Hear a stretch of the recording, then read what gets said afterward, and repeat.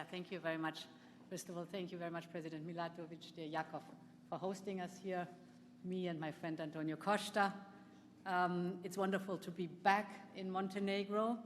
And indeed, we have met now for the second time with our Western Balkan partners within 6 months. And that says already something very important. It shows that Europe and the Western Balkans are getting closer. Today, we discussed how to make this connection stronger, how to make it more visible, more concrete.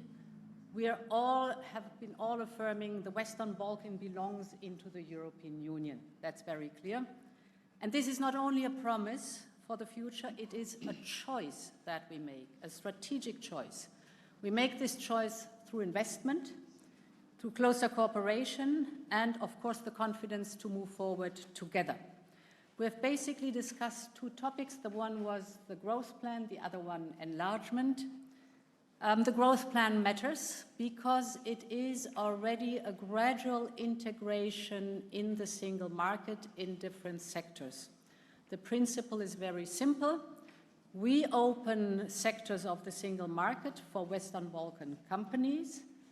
Therefore, the Western Balkan countries have to do reforms to create a level playing field. But with the reforms comes our investment. And these are very tangible and practical things.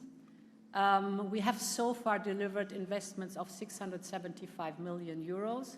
The next tranche that is foreseen for disbursement is 540 million euros. It's, for example, high-speed internet for 75,000 households, or it's the electrification for railway, or it's preschool places, just to name a few. But it has, of course, also very important impact for the companies, the business in the Western Balkan. For example, SEPA has been introduced in 4 Western Balkan countries, the single euro payment area. What does it do? If you have transactions, normally it lasts days till the financial transaction is done and it costs money. With SEPA, it's within seconds and it costs nothing. The whole region, if the whole region is integrated in SEPA, this could reach savings around 1 billion euros for the companies.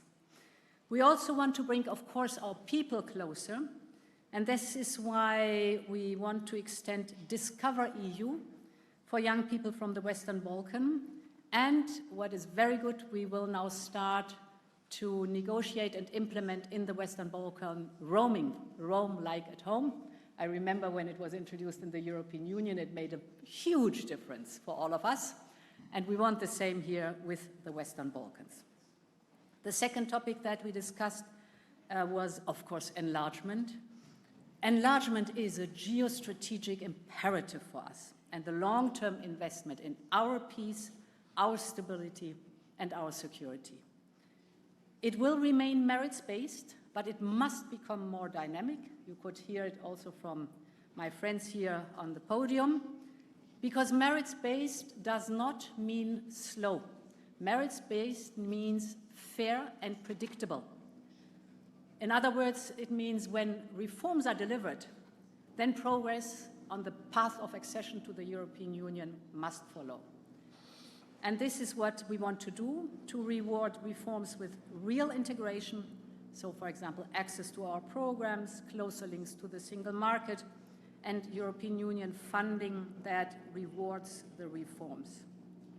To conclude, if I had to sum up this summit in 2 words, they would be determination and confidence.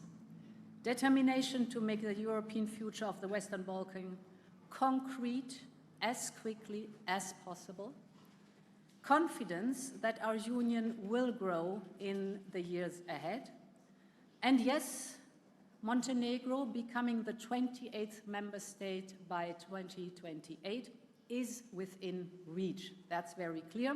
The discussions showed that today, so we can only encourage you to keep up the good spirit and the pace that you've shown, the ambition and the determination.